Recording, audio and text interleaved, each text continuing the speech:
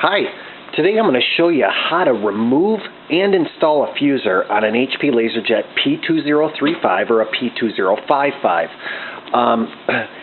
This is actually a repair you can do yourself. It does require some tools, and it probably requires probably about 20 minutes. I'm going to do this video today in multiple parts. And let's say that you had some print quality problems and you've replaced the toner cartridge and you're still getting some flaws on the paper. Maybe the toner's wiping off, or maybe you found some of that film that came out of the top of it that's part of the fusing assembly or the sleeve. You definitely require a fuser, and this machine, it's definitely not too easy, but it's a repair you can do yourself.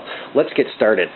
On this machine, remove the toner cartridge, unplug it, and get everything, give yourself some good work area and good light today. I like to work with a number 2 Phillips. I like to work with a flat blade, and I like to work with a pair of needle nose also. The biggest thing is, once you get everything out of the machine, let's start off with the connectivity cover. And you're going to notice on these covers, you're going to have to use a flat blade, and you've got to get into the actual parts of the cosmetic plates. And what I'm doing is I'm just kind of getting down on it right now. And there's interlocks on the top of this plate, and you can also remove the paper tray. And like I said, they just didn't make it the most easiest machine to, kind of get these covers off and whatnot compared to some of the other models. You can open up the back door. Now, what I did is I just got the accessory cover plate off. I started off at the top. There's some little clips along the top part of this, and then you got to work the front by the toner cartridge door. And once you get the cover panel off, you can go ahead and do the opposing side now. This side, you have to be aware of the power button on this. The power button's a little strange on how they built it on this model. And again, what we want to do is we want to start from the back of the printer on this side. And again, getting a flat blade in there and then pushing forward. And you can see that came off. And now we really want to protect that power button on this one. HP chose to kind of use a really strange setup on this on-off switch. It just seems like there's a lot of mechanics there, and it shouldn't have been that much. That's my personal opinion. Now we can go around to the back of the machine, and we're going to have some screws we're going to want to remove. And we're going to have 1, 2 on the left side in the white plastic. Go ahead and remove those.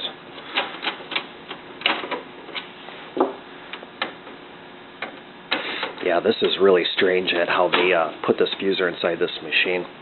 On these small machines, they just don't make it easy like the bigger machines. Okay, on the right side, we're going to have 3. 1, 2, and 3. And let's go ahead and remove those. I noticed on this machine, from just doing these in the past, that I don't know if it's just how they're made, or it just seems like that the screws are they're difficult to get out, almost like the assembly or the production of this model. They just did things real fast, and they just didn't pay attention to a lot of the little details as far as the technical approach to things, as far as service and down the road goes. Okay, at this point in time, remove the back door. You see it comes right off. 3 screws on the right, 2 on the left. Okay, now we want to remove 2 screws on the back of the machine. This holds on the cover assembly. So yeah, they just did things a lot different on this model. And it kind of bothers me as far as the service goes on it. And I just don't think this machine has the internal quality as some of the other machines. Okay, there's also a screw right here that has to come out for the lid. So we want to get that out. You can see it kind of gives you a hole where you can put your screwdriver in there. And you don't have to take that one out all the way. You can just loosen it up.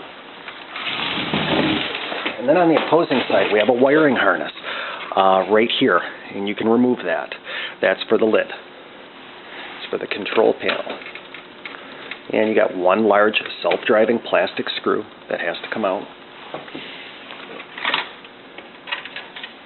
And there's the lid assembly. Nice and easy, came right off. Now, on the back of the machine, there's a lot of wiring harnesses on this one that are going to have to come off. First, let's remove the 2 screws on the left side that hold the fuser in.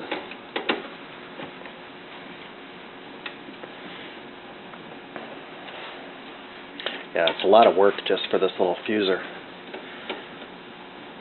But again, it's not technical. It's just more time consuming than anything.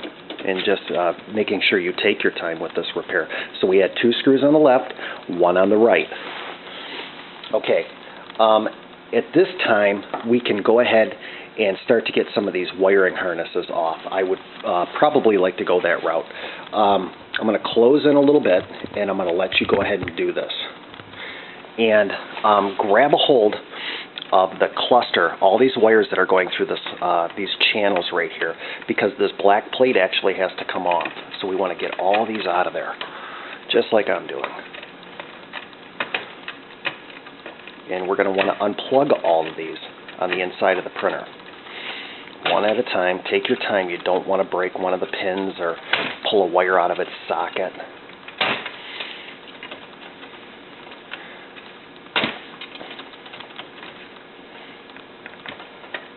And get all these wires completely out of their channel. Okay, once these are off, now you got one black screw right in the middle. And we can go ahead and remove that. Now this plate will slide to the right and come off. See how I did that? Just slid it to the right. Okay, we still have some more wiring harnesses that we're going to have to come off. We have a blue one. Remove that. We have a multicolor one right in the middle, and then there's a white grounding clip that's on the right side. We're going to want to remove that also. And then we have a large plug-in on the left side, right where my finger is. There's 2 of them, and it's the one farthest on the left. Go ahead and, that's like a little pinch male-female plug. Okay.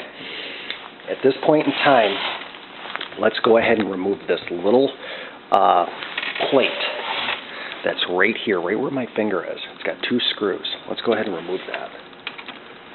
What we're doing is we're just getting this fuser now. We got to remove 3 gears in order to get this fuser to slide out. We got one on the front. And this is actually an area that I kind of think is another bad design.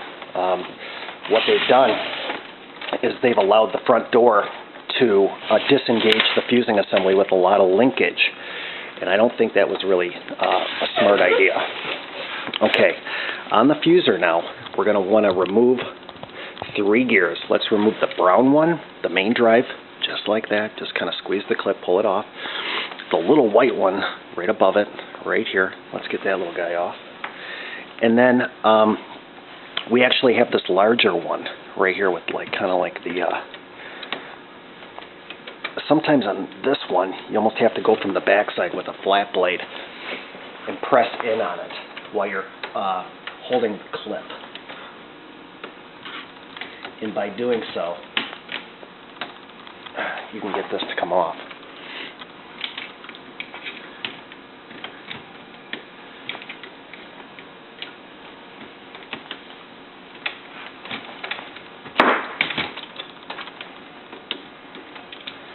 I don't chop my videos, so I like you to see all this because, you know, these plastics and these little gears can be kind of challenging.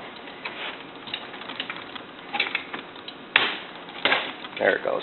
Alright, you can see the way that one came off. It's got a little squeeze clip, and you almost have to push it a little bit from behind. Okay, now we've got the 3 gears off, and I'm going to kind of close out a little bit, and we can now pull this fusing assembly right out. And kind of watch those gears on the left side, the shafts, and kind of feed them through, just like that. just like that. There it is. Okay, fusing assembly's out. So we had a lot of wiring harnesses that we had to deal with.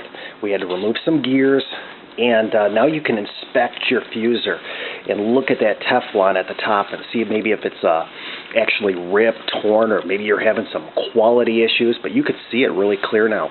You have the orange lower roller, the sleeve is at the top. Maybe you're going to rebuild this.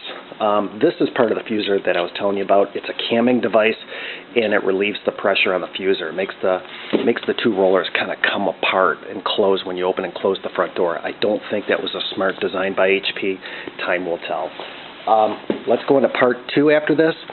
At this point in time, go ahead and get your new fuser ready for reinstallation, and then when we come back, we'll